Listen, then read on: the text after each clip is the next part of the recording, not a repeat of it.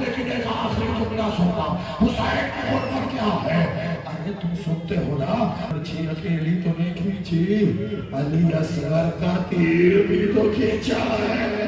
ماں اور باپ دونوں اصغر کو دفنا رہے ہیں۔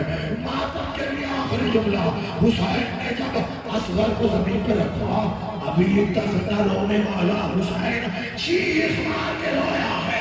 ماں نے کہا کیا ہوا؟